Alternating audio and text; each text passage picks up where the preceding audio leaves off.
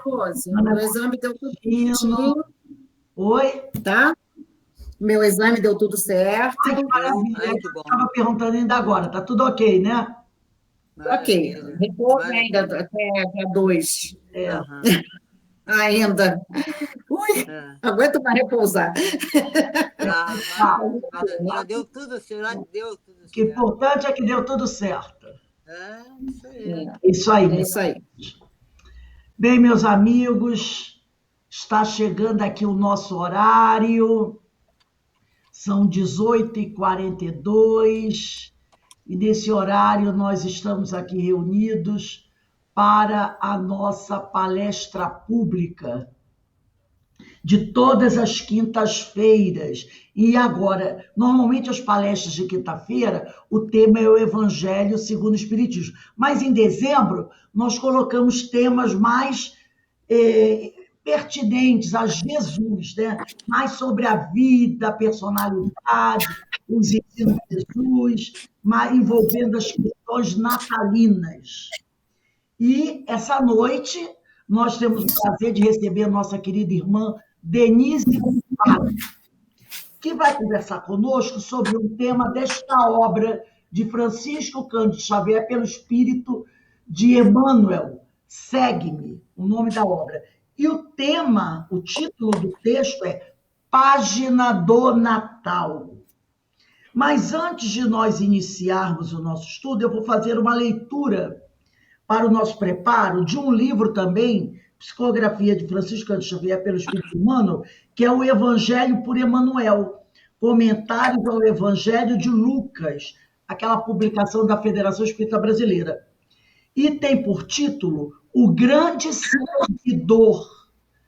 E no Evangelho de Lucas, capítulo 22, versículo 27, diz assim: Eu, porém, no meio de vós, sou como aquele que serve. Olha que coisa lindíssima, né? Eu, porém, no meio de vós, sou como aquele que serve. Jesus. Está lá em Lucas, capítulo 22, versículo 27. E o texto de Emmanuel diz assim: Sim, o Cristo não passou entre os homens como quem impõe, nem como quem determina, nem como quem governa, nem como quem manda. Caminhou na terra a feição do servidor. Legou-nos o evangelho da vida, escrevendo-lhe a epopeia no coração das criaturas. Mestre, tomou o próprio coração para sua cátedra. Enviado celestial, não se detém num trono terrestre e aproxima-se da multidão para auxiliá-la. Fundador da Boa Nova, não se limita a tecer-lhe a coroa com palavras estudadas, mas estende-a e consolida-lhe os valores com as próprias mãos. A prática é o seu modo de convencer. O próprio sacrifício é o seu modo de transformar. Aprendamos com o Divino Mestre a ciência da renovação pelo bem e modificar a nós mesmos para a vitória do bem, elevando pessoas e melhorando situações. E servir sempre como quem sabe que fazer é o melhor processo de aconselhar.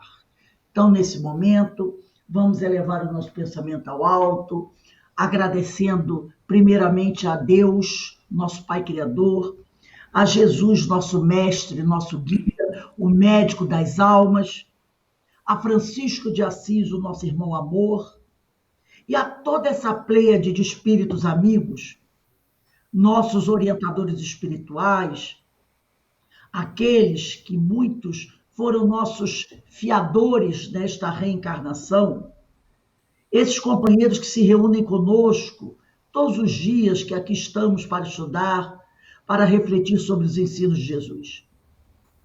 Que esses nossos irmãos possam nos fortalecer através das suas orientações, das suas inspirações, do seu amor.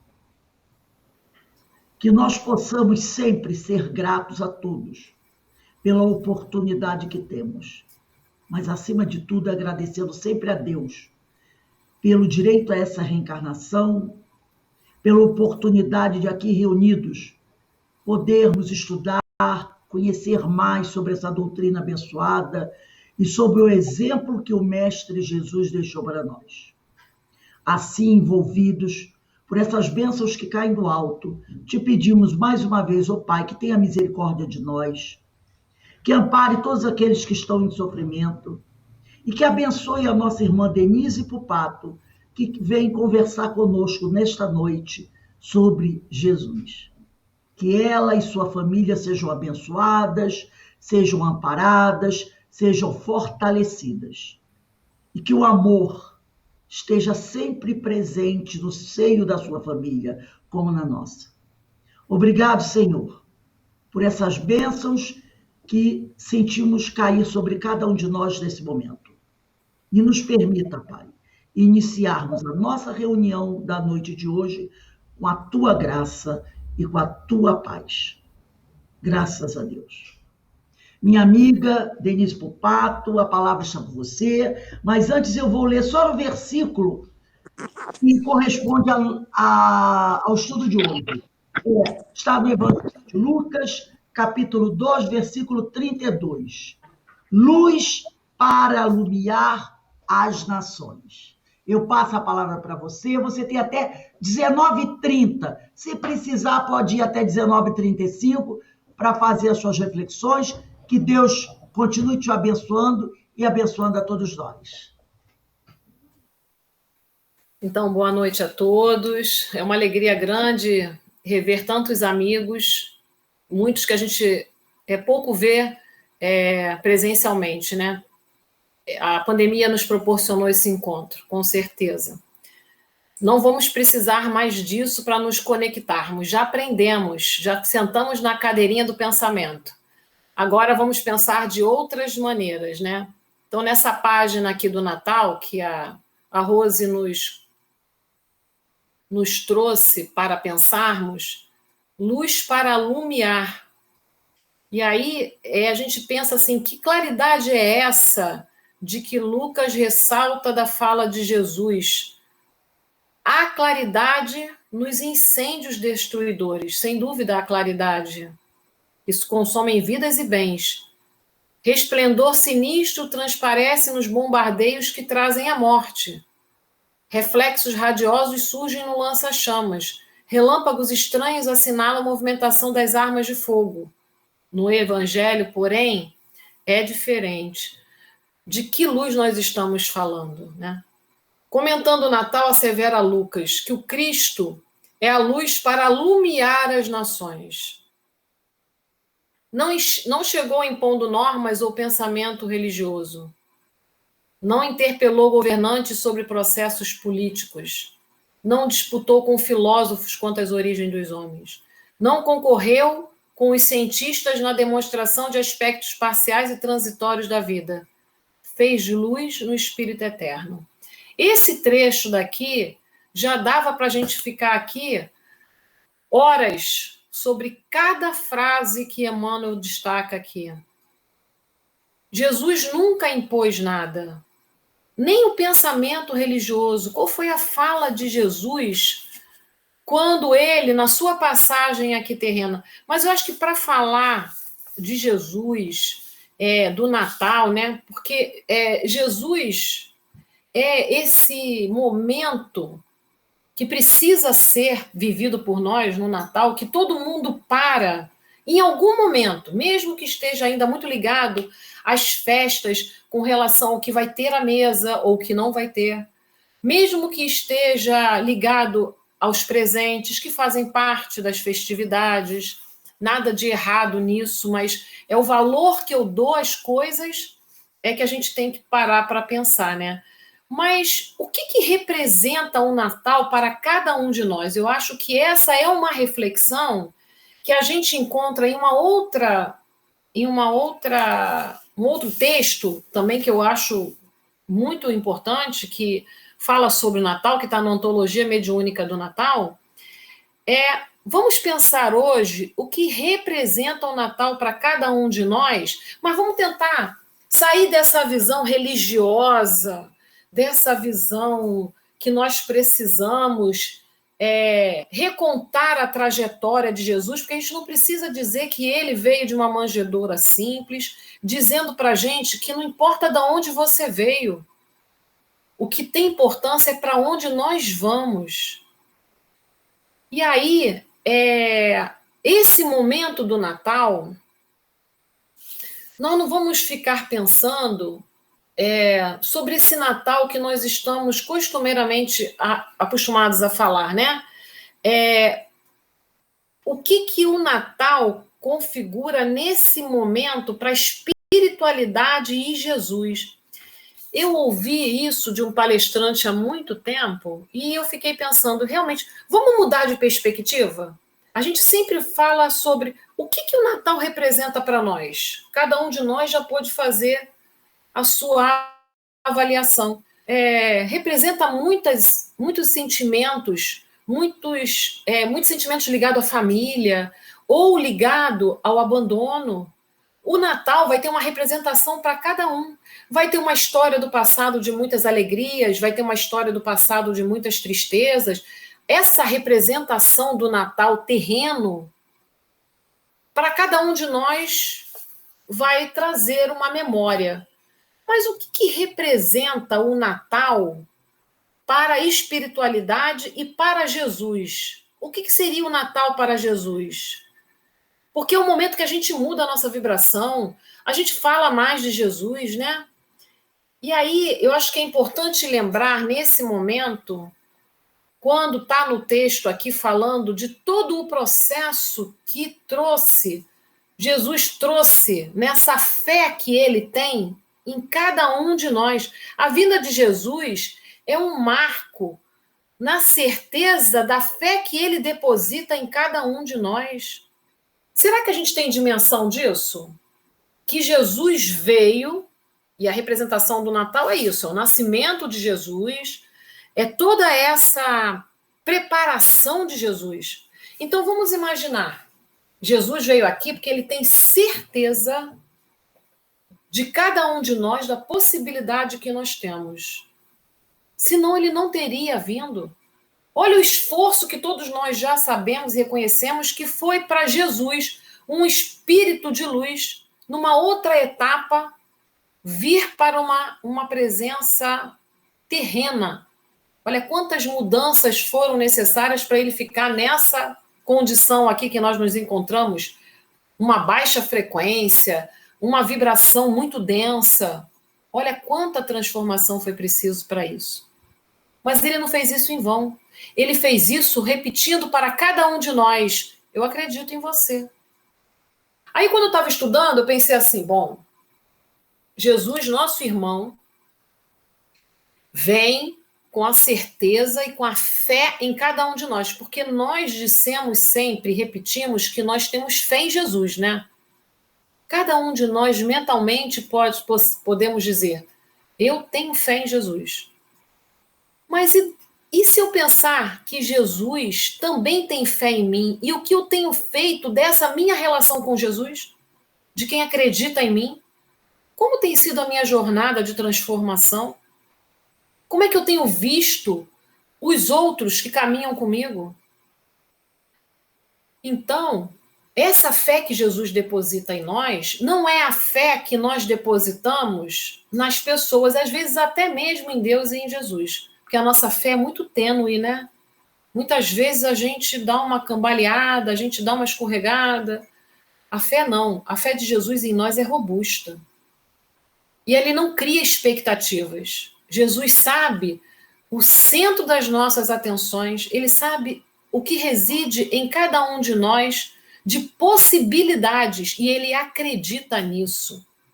Vamos lembrar, e nessa antologia do Natal fala sobre isso, de todos os personagens que até o livro Boa Nova retrata, que Jesus acreditou naquelas pessoas que, se tivessem diante de nós, será que nós hoje acreditaríamos? Quem caminha conosco que poderia estar na figura de um Zaqueu? Quem perto de nós poderia estar na figura de Maria de Magdala? E se eles se apresentassem para nós e nós, será que os reconheceríamos na possibilidade que eles têm? Que eles têm, porque a gente já conhece a história deles. Mas imaginem, como é que é a palavra? Ele é um cobrador de impostos. Um cobrador de impostos.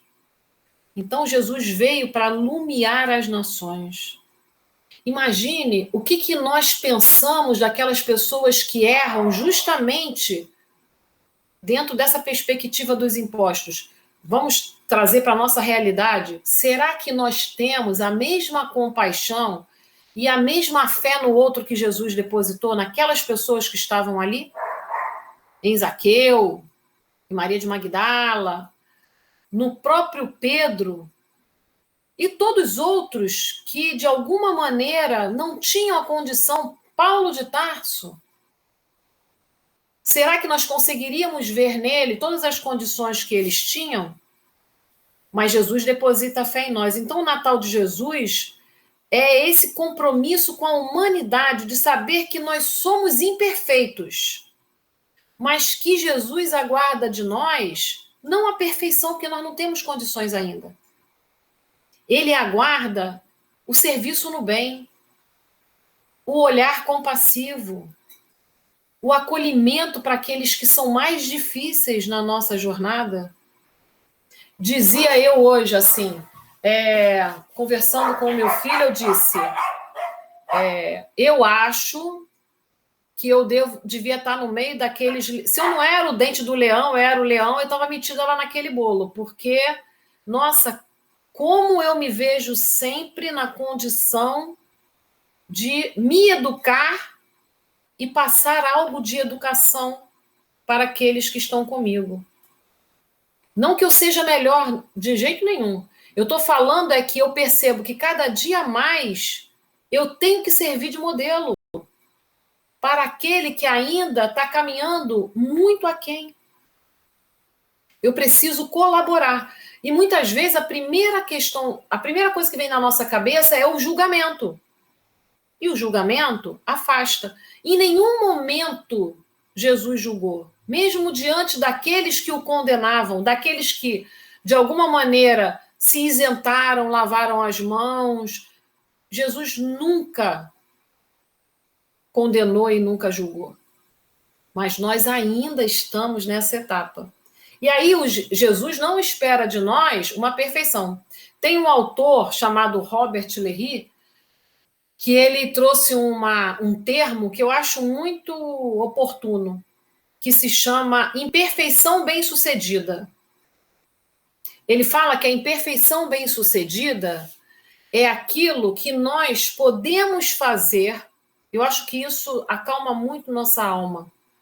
Aquilo que nós podemos fazer, porque o olhar primeiro tem que ser para mim, para depois eu dizer que eu consigo ver essa imperfeição bem-sucedida no outro.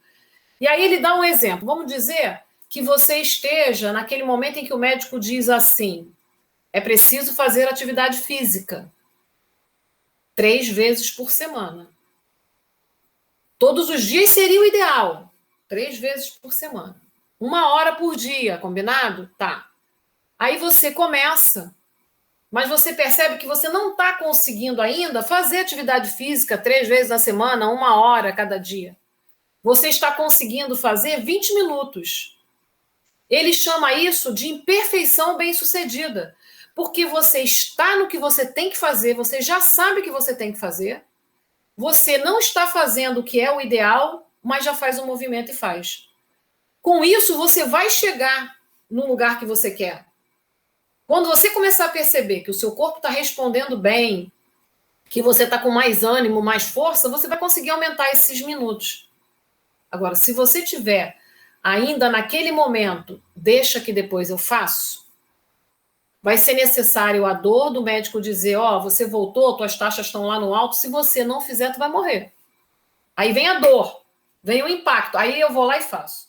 Nós estamos falando aqui de que nós precisamos fazer esse movimento de reconhecimento da nossa vontade, direcionar a nossa vontade. Então, fazer o quê? O que Jesus espera de nós? Se Jesus estivesse aqui, conversando com cada um de nós, particularmente nesse momento, olha para a tua dor, olha para o que mais te incomoda nesse momento na sua vida. Aquilo que te dá impaciência, aquilo que te incomoda dentro da família, ou no seu trabalho, ou no seu círculo de amizades, mas que dentro do centro espírita, que está lá o desafio. O que nós poderíamos dizer que nós estamos trabalhando a nossa imperfeição bem-sucedida? O que nós conversaríamos com Jesus assim? Poxa, Jesus, está difícil, tá? Ó, isso, aquilo, outro. E aí tem aquela frase clássica, né? O que queres que eu faça? Que Jesus perguntou para todos aqueles, para o que estava lá, paralítico, para o cego, o que queres que eu faça? Que eu veja o que eu preciso mudar para sair desse sofrimento e dessa dor. Porque o outro eu não vou mudar. Eu não tenho condições de mudar o outro. A única pessoa que eu posso mudar sou eu mesmo. Graças a Deus, né? A gente já é tão trabalhoso e a gente tem a pretensão de que com a fala a gente vai convencer alguém. E aí a gente gasta um discurso enorme, quando na verdade a gente não tem usado nem 5% daquilo na nossa prática. Então, o que eu espero do Cristo? Nós temos várias solicitações, várias petições, fazemos uma lista de pedidos. Mas nós temos que pensar assim, e o Cristo, o que espera de nós? Imagine, eu fiquei pensando assim, Jesus veio com não com uma expectativa, porque ele não tem uma expectativa, ele tem fé em nós, ele tem fé em cada um de nós. Ele tem fé que nós possamos levar adiante essa tarefa do autoconhecimento, para que a gente possa levar essa palavra aonde quer que a gente vá, e não seja necessário nem se falar de religião, que ele não falou. Mas imagine assim, eu fiquei pensando, imagine que um irmão ou um filho nosso peça ajuda. Ele mora do outro lado do mundo, da nossa terra aqui, né? Mora lá do outro lado do planeta. Aí ele pede ajuda, eu despenco daqui para lá, porque eu acredito nele. Eu tenho fé que ele vai mudar e que eu posso ajudá-lo. Aí eu passo por várias dificuldades, porque tem a questão do fuso horário, tem toda uma mudança aí a nível de terra, né? Que eu vou ter que enfrentar. Aí eu chego lá, aí a gente começa a falar, a conversar sobre a respeito, eu trago as medidas que talvez amenizasse essa dor dele, e ele fala, não é nada disso que eu quero. E continua caminhando por aquele caminho que eu vejo que é um caminho que vai levar à dor. Como é que eu veria isso? Será que eu insistiria? Somos esse filho rebelde. Somos esses filhos que ainda insistem no mesmo caminhar. E que muitas vezes não acalma a mente para poder ouvir o que Jesus tem para nos dizer. E quando João Evangelista diz, ele bem sabia o que há no homem. João, que foi um dos discípulos que mais descreveu amorosamente tudo em detalhes, né? Ele era muito detalhista, né? E trazia essas mensagens de Jesus. Então, o Natal representa essa esperança de Jesus para que nós possamos olhar para o outro e renovar essa bondade, esse olhar de compaixão. Mas esse olhar de compaixão é um trabalho que é conquista para a gente. Mas vocês sabiam que a neurociência já descobriu que o nosso cérebro foi preparado para isso? Tem um autor, o Daniel Goleman, ele estuda a inteligência, as várias inteligências, e um dos livros dele fala sobre inteligência social. E ele fala muito sobre poder melhorar os nossos relacionamentos. E ele pergunta: a bondade, a compaixão é aprendida ou é inata? E ele diz que é preciso ter algum foco para entrar em ressonância empática, para depois agir para diminuir a dor. A empatia implica em algum grau de compartilhamento emocional para entender verdadeiramente o mundo interior da outra pessoa. Isso Jesus fazia com total capacidade. Esse cara está aí estudando há anos para entender o que até Augusto Cury estudou, a inteligência de Jesus, né? Naquela coletânea Mestre dos Mestres, ele fez uma coletânea da inteligência de Jesus, que Jesus fez isso com muita facilidade. Ele entrava nesse olhar para o outro, que o Daniel Goleman chama de compartilhamento emocional. A gente sabe o que é compartilhamento. Nós estamos aqui compartilhando uma tela. Todos vocês aparecem aqui para mim, ou quase todos, não sei se tem mais.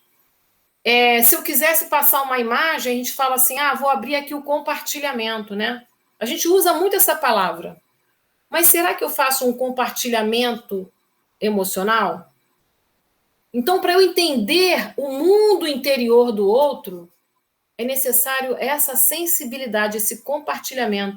E ele diz que existem sistemas neurais que são ativados nessa relação. É um momento de empatia, quando entramos naquele compartilhamento emocional. As nossas emoções, quanto os nossos pensamentos da outra pessoa, eles entram em atividade numa área específica do cérebro. Então, nesse momento, acontece um espelhamento. Por exemplo, se você ouve, isso é muito comum até com as crianças, você está lá na fila do posto, eu lembro bem disso quando eu era pequena, eu nunca tive medo de injeção. Eu era uma criança tão doente de garganta que eu tomava tanta Bezentacil que eu já... Tanto remédio, eu tinha muita dificuldade em tomar remédio oral, eu vomitava, eu era triste, a minha mãe sofreu comigo. Que eu pedia injeção, eu preferia injeção. Mas quando eu estava na fila do posto, eu não chorava, eu não fazia escândalo, mas ouvindo uma criança lá dentro chorar, o meu coração ficava apertado, eu lembro disso. Quando a gente vê uma pessoa chorar, a gente não tem vontade de chorar também? Esse é o compartilhamento emocional, é um espelhamento, a gente aciona isso.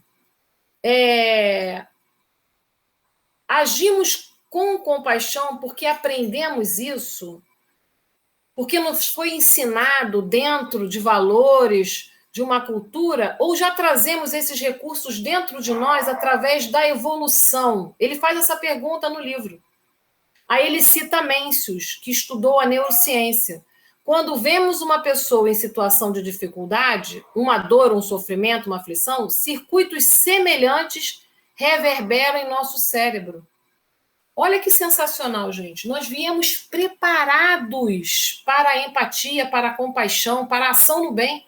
Nós viemos preparados. O que está faltando, então? Está faltando que a gente acione essa área do nosso cérebro.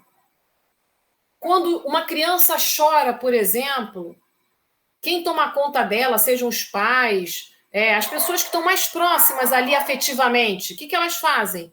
Imediatamente elas querem socorrer aquela criança, querem acolher, botar no colo. Por quê? Porque a dor delas reverbera lá no cérebro também. Então, o nosso cérebro foi ajustado para a bondade. Isso é um texto científico. Isso não é religião. O nosso cérebro, ele foi ajustado para a bondade. Então, é um estudo muito importante porque ele reafirma, ele valida todas as palavras que Jesus deixou aqui. Então, o que nós temos que fazer é despertar essas áreas. Olha, por exemplo, todos nós temos áreas no cérebro da criatividade, a área para habilidades sociais, da linguagem, da fala. O nosso cérebro é um computador. Eu digo para vocês, a área do manejo da criatividade, de fazer crochê, negocinho de festa, essa área veio adormecida no meu cérebro. Eu não despertei. Eu lembro uma vez que eu fui ajudar Regina e Antônio na festa dos meninos, que a gente sempre fazia isso, uma ajudava a outra. E ela também ajudava com meus filhos e tal. Aí eu fui ajudá-los, chegava lá, já estava sempre pronto, mas eu fui ajudar, eles praticamente me pediram para arrumar as cadeiras e varrer o chão. Porque eu estava dispensada da parte de ornamentação, de fazer os negocinhos lá. A gente tem que reconhecer a nossa possibilidade. Eu não tenho essa habilidade com essas coisinhas e tal. Todo mundo acha que professor está capacitado. Eu fazia das tripas coração para poder fazer. Mas pequenas coisas que nós fazemos, mesmo com inabilidade, como essa minha, eu me esforçava para fazer aquilo que era a minha parte. Mas eu ficava olhando uma amiga que eu tenho de anos, que até hoje ela faz umas coisas que eu falo, nossa senhora, na próxima encarnação eu vou ficar atrás de você na fila para ver se eu pego uma rebarba aí da tua criatividade. Ela trabalhou comigo anos, já tinha sido coordenadora, inclusive, e tal. E eu olhava para ela com uma criatividade, tudo ela transformava. Aquela pessoa que pega coisas que não tem mais utilidade, transforma numa bolsinha, faz não sei o quê, cria para as crianças. Não sei. Não. Mas eu tenho um menino que me acompanha, que me achou no Instagram, e aí ele me pediu para adicioná-lo e me falou que eu tinha sido professora dele lá na Denise Maria, onde a Denise também trabalhou comigo. Isso bota décadas atrás, Denise, tu não estava lá ainda não. Que eu quase inaugurei a escola, né? Porque a escola começou em 86, eu fui para lá em 87, e ela nunca foi inaugurada, na verdade. E aí esse menino disse que eu ajudei muito, porque ele é desenhista, e ele faz murais, ele pinta paredes, né? Ele é lá da comunidade, era da comunidade perto da minha escola. E aí ele diz que ele não esquece, ele achava que ele desenhava muito mal, que ele era péssimo. E aí nós fizemos um mural externo e eu pedi para algumas crianças que se sentissem à vontade para colocar lá, e ele não queria. E eu falei para ele, seu desenho está lindo. Não, nós vamos colocar lá fora sim. E acabou que se colocou todos os desenhos lá fora. Isso segundo ele contar, porque eu não lembro não, tá? E aí ele falou que eu coloquei os desenhos e que aquilo deu uma satisfação para ele se sentiu tão bem que ele ficou fortalecido em continuar a desenhar. Então, nós não temos a mínima noção do empreendimento que a gente faz com o outro, daquilo que a gente fala, de uma palavra, seja na fila do banco, seja dentro de casa, onde quer que a gente esteja. Às vezes, um pequeno ato, uma pequena coisa. Porque, veja bem, eu, na verdade, era tão ruim quanto ele, né? Eu adoro desenhar. Eu gosto, mas eu sou aquela desenhista que tem que ter a cópia aqui, o modelo na frente para eu fazer a cópia aqui. Aí eu fico aqui, vou desenhando, até faço bem isso aí, mas eu tenho que ter a cópia. Já a minha irmã não, se falasse assim, desenha aqui um cachorro. Ela ia, tira da cabeça dela, essa minha amiga e outras tantas que eu conheço que desenham ali. O meu, sei lá, tu vai falar que aquilo é um gato, sei lá, que aquilo é um cavalo. Provavelmente você não vai dizer que é um cachorro, porque eu não tenho essa condição. Eu preciso ver para poder desenhar. Então, eu preciso reconhecer onde é que eu caminho meio assim, devagar, mas que eu posso usar esses recursos que não sejam totalmente já otimizados, mas eu posso fazer na direção do outro, mesmo ainda que seja uma imperfeição bem-sucedida. E aí a gente vai poder, nessa ressonância, perceber esse compartilhamento emocional com o outro. A gente vai poder perceber qual é a possibilidade do outro e quais são as dificuldades que ele ainda tem e que eu não posso exigir dele, assim como eu não posso exigir de uma criança, mesmo que ela seja muito inteligente e que ela tenha todas as possibilidades de ir para o 5º ano. Não adianta eu colocar ele lá no 5º ano, ele não tem suporte para outras coisas. Eu vou ter que caminhar com ele, ultrapassando, às vezes, algumas fases, sim, colocando ele para fases adiante, mas sem atropelar. e o que a gente mais quer, e que a gente faz com muita propriedade, é atropelar, muitas vezes, o que o outro ainda está dizendo para a gente que é difícil. Então, Jesus, ainda nessa mensagem que a Rose nos proporcionou aqui, embora tivesse um ministério endereçando aos povos do mundo, não marcou a sua presença com expressões coletivas de poder, quais exércitos e sacerdócio, armamentos e tribunais. Jesus não se utilizou disso. Trouxe claridade para todos, projetando-a de si mesmo. Nós vivemos um momento, no mundo todo, o mundo todo hoje vive buscando poder, vive buscando. As pessoas falam de Jesus, mas se utilizam de um Jesus que elas desconhecem. Não é esse Jesus que elas convocam trazendo a luz do incêndio, a luz da guerra, e não a luz que Jesus trouxe. Elas convocam exércitos, elas convocam disputas, e nós temos que estar muito atentos, porque nós não temos tempo a perder. Nós temos que olhar para tudo aquilo que a gente faz, que a gente fala e que a gente posta. O que diz respeito a mim, não mais ao outro. Já passou o tempo de eu ficar prestando atenção se o que o outro está falando é verdadeiro ou não. Não é um ato egoísta, não. É um ato de autoconhecimento. Enquanto eu olho para fora, eu me distraio. Ele revelou a grandeza do serviço à coletividade por intermédio da consagração pessoal ao bem infinito. Nas reminiscências do Natal do Senhor, meu amigo, medita no próprio roteiro. Não tem outra alternativa. Então, quando a gente lembra lá do Natal de Jesus, olha, pensa, medita. Quando fala medita no próprio roteiro, silencia teu coração, percebe todas as dores que te afligem e pergunta: o que eu faço nesse momento para entrar em contato com a espiritualidade, com Jesus, para reconhecer quais as mudanças que eu preciso fazer para doer menos. Para doer menos. Aí continua aqui.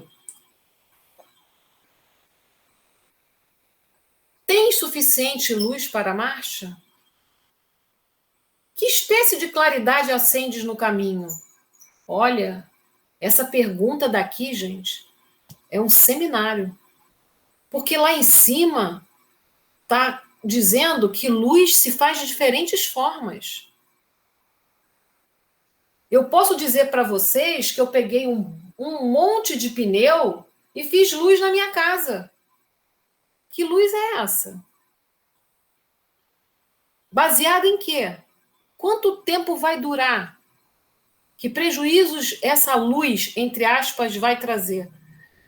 Que tipo de armamentos eu tenho trazido dentro de mim? Condições para estar com o outro? Que tipo de armas eu tenho usado para combater o homem velho dentro de mim? São armas do amor, da compaixão?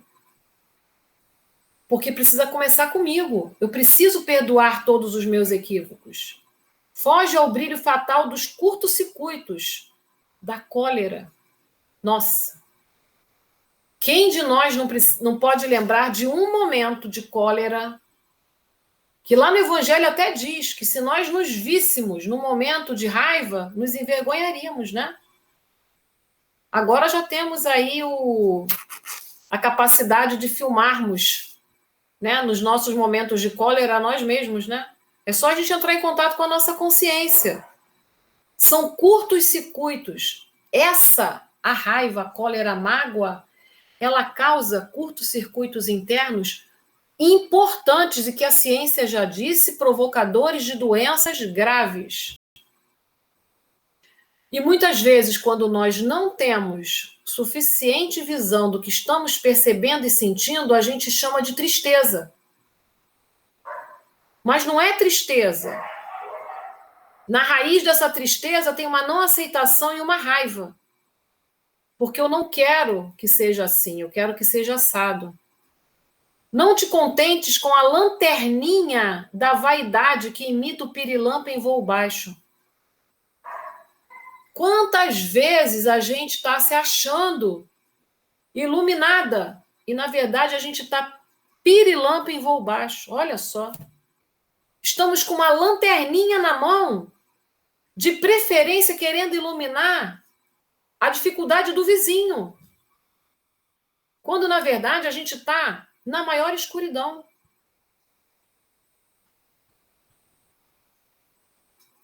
Dentro da noite, apaga a labareda do ciúme e da discórdia, que atira corações aos precipícios do crime e do sofrimento. Tem uma coisa que é cultural.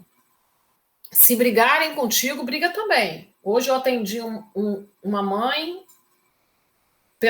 uma entrevista inicial, falando que o filho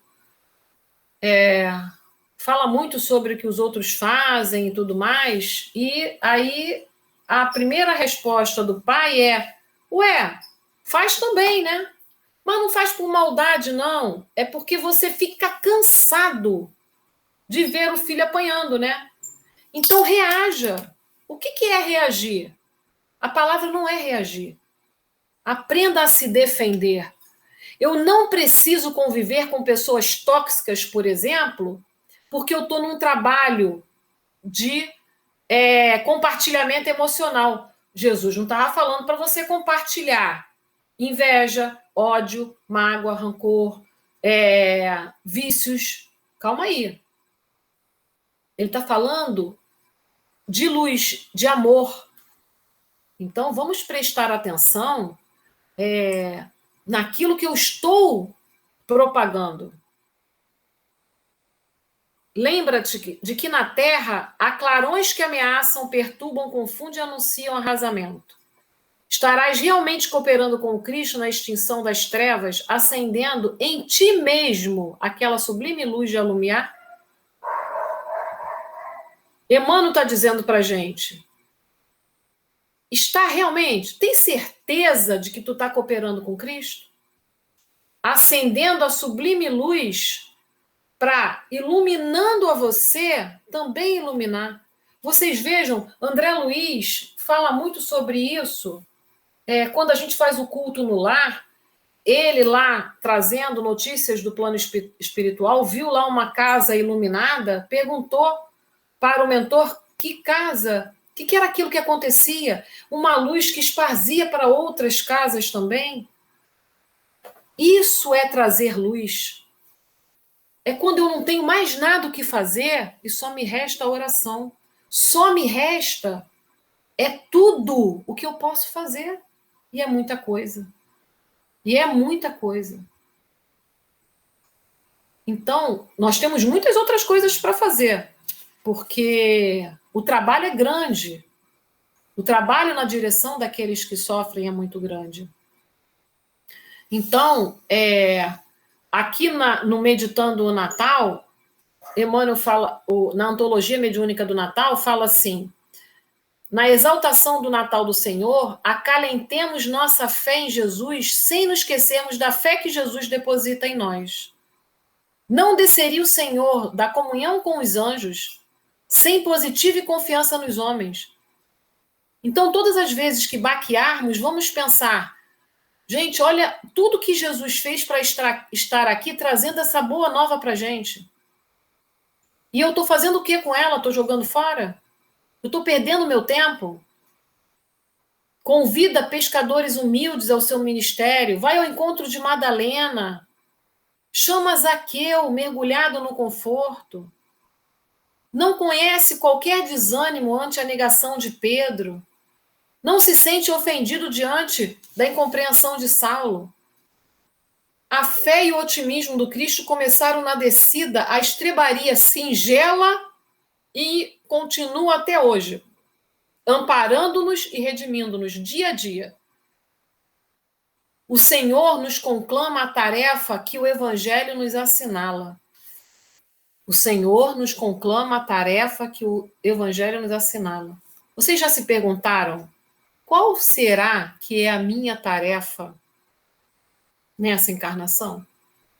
Será que de uma lista lá que eu elenquei, lá na espiritualidade, que a gente é danado para falar de, não, eu vou, na hora de reencarnar, né, a gente faz uma lista de coisas que a gente vai, quando chega aqui, será que eu estou conseguindo cumprir 1/3 daquilo que eu vim programada para fazer? Então vamos começar a reparar nas pequenas coisas. O que de fato eu sou grato? Tem um livrinho que é 5 minutos por dia, se eu não me engano. É para você fazer um diário que a autora nos convoca para falar. De manhã ela bota assim até com o solzinho e embaixo uma lua. Sou grato por. Todo dia, cada dia tem uma mensagem. Sou grato por 3 coisas que eu sou grato. Aí você fala, eu sou mais ou menos isso. Lá embaixo fala assim. Não, aí na terceira fala assim, o que tornaria meu dia extraordinário? O que tornaria meu dia extraordinário? Eu não sei se eu já falei isso aqui, se eu falei, vou repetir. É que existe uma área do nosso cérebro, que essa autora destaca no livro, que se chama SAR, Sistema de Ativação Reticular, e que a gente facilmente aciona quando a gente destaca alguma coisa, principalmente que a gente quer muito. Então, quando eu começo o meu dia pensando, o que tornaria meu dia indescritível, extraordinário, eu vou acionar essa área. Vocês querem ver como é que isso acontece de verdade? Quem já trocou de carro aqui é o melhor exemplo que tem. Você está com o carro, vai trocar de carro e você pensa numa marca. Quando você sai na rua, todo mundo saiu com aquele carro para você ver. Você vê aquela marca direto na rua. Chama a sua atenção. Duvido que quem já comprou um carro não passou por isso aqui. Porque é assim. Aquilo tem um destaque. O que acontece com o nosso cérebro? Aquilo é importante, ele se organiza para aquilo. Olha só que máquina perfeita. Aí, a Claudinha Mendes, uma vez a gente estava conversando no grupo sobre isso, ela falou assim, Denise, é verdade, quando eu quebrei o meu braço, eu vi tanta gente com o braço quebrado, eu nunca tinha reparado isso. Então, quando eu quero uma coisa, seja ela o que for, ou um tênis, ou uma coisa, material, ou eu estou percebendo, quero cortar meu cabelo, muito curtinho, eu começo a olhar, todo mundo tem cabelo curtinho para ver se vai ficar bom no meu também. E a gente vai destacando na vida essas coisas, o nosso cérebro faz esse trabalho. E o que eu tenho destacado? Eu tenho destacado dor, sofrimento, ou eu tenho destacado alegria? Eu tenho estado no Natal com Jesus? A história eu já sei de cor e salteado, mas é a minha dor, onde é que ela fica? Aí, para encerrar, eu pedi para a Rose separar. Depois vocês vejam um vídeo que é muito bonito dessa dupla aí de cantores, dessa música espírita. Vejam a letra quando ela fala da dor. Será que nós já conseguimos entregar a nossa dor a Jesus? E de que forma nós entregamos? Vamos ouvir com a nossa alma, agradecendo a vocês por me ouvirem aqui, para que essa música seja uma meditação e a gente depois possa encerrar com a prece, agradecendo a Jesus a oportunidade de mais uma vez de estarmos aqui reunidos nessa vibração que o Natal nos traz.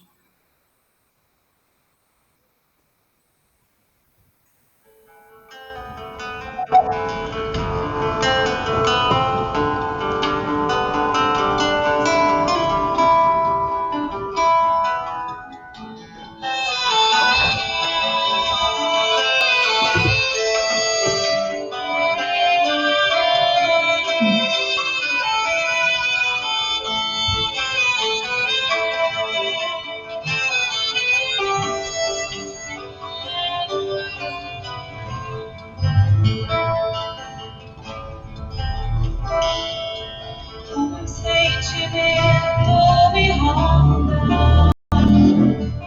Não sei dizer, tudo é novo pra mim. Meu coração se renova. Sinto a esperança invadir o meu ser.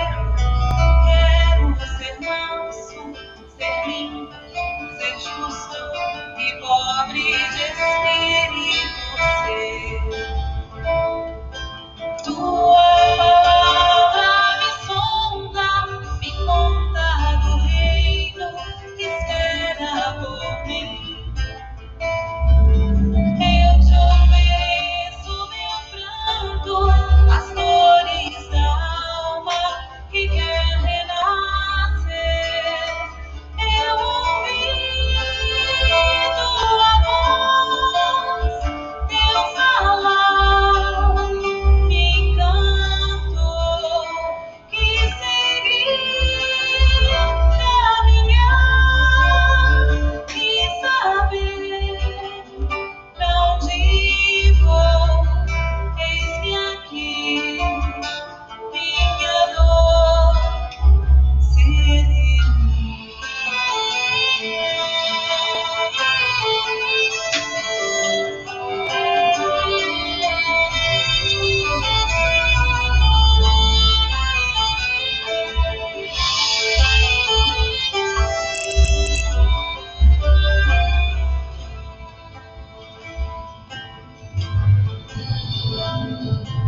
Um sentimento me ronda. Não sei dizer, tudo é novo pra mim. Meu coração se renova.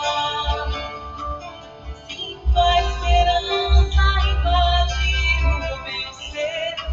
Quero ser manso, ser limpo, ser justo e pobre de espírito ser. Tua palavra me sonda, me conta do reino que espera por mim. Eu te ofereço meu pranto, as dores da alma que quer renascer.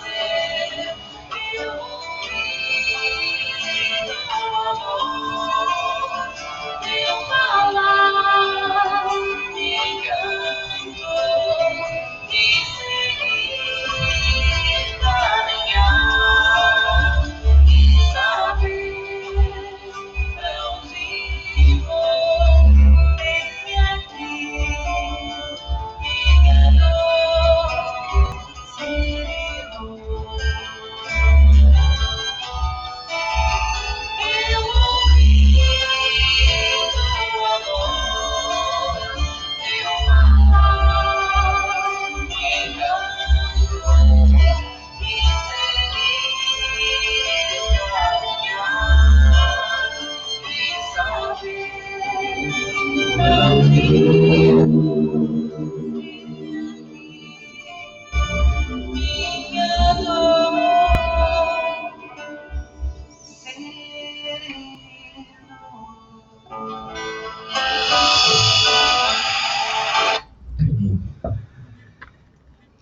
Eu agradeço muito a nossa amiga Denise Pupato, que nos trouxe essa reflexão tão importante na noite de hoje, que nós possamos nos aproximarmos mais de Jesus, observar o seu exemplo e colocarmos os seus ensinos em prática. Assim nós estaremos realmente unidos a esse mestre maior.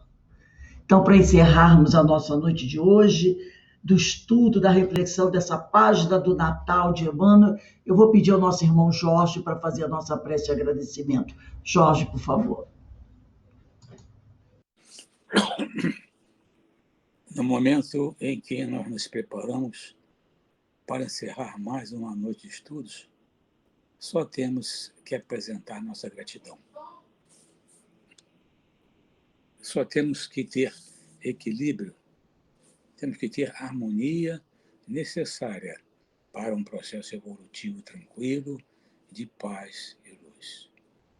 A espiritualidade que nos apoia, que nos orienta, também apresentamos esses mesmos sentimentos de equilíbrio, de serenidade, fazendo com que possamos, assim, ter a capacidade de evoluir, a orientação necessária e tranquila para uma boa jornada, para uma jornada de paz. E o caminho, a orientação, o guia para isso é o nosso Mestre Jesus.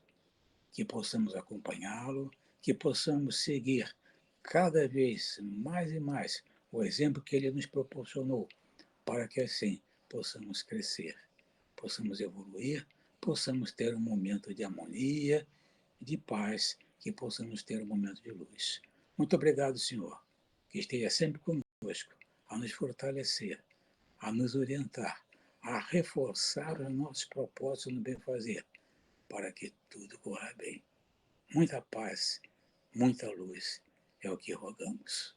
E humildemente, mais uma vez lhe pedimos que assim seja. Graças a Deus. Graças a Deus. Meus amigos, nós estamos encerrando as nossas atividades dessa semana.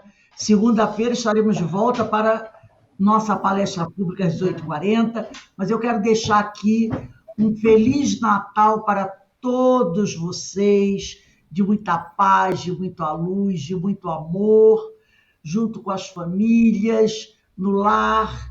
Que Jesus, o nosso Mestre amado, nos abençoe, que os amigos espirituais nos abracem, nos fortaleçam, continuem a nos apoiar e que o Pai derrame a sua misericórdia, a sua compaixão sobre cada um de nós. E semana que vem estaremos de volta para continuar a nossa tarefa de divulgação desse evangelho, para levar essa palavra amiga, consoladora, esse abraço para todos aqueles que se aproximarem de nós, necessitando de um pouquinho de conforto. Um beijo para todos vocês. Denise, muito obrigado, tá, minha amiga? Que Deus te abençoe, abençoe a tua família e vai dar tudo certo. Tá bom? Tudo vai dar certo. Beijo. Parabéns, Denise. Muito bom. Todos. Feliz Natal a todos vocês. Feliz Natal. Obrigada, amiga Denise, por esse presente. Beijo para todos. Feliz Natal para todos. Beijo. Muita luz. Beijo, Natal. Minhas amigas. Tchau, gente. Tchau. Boa noite a todos. Boa noite. Boa noite. Amanhã estarei no Rio. Tchau, gente.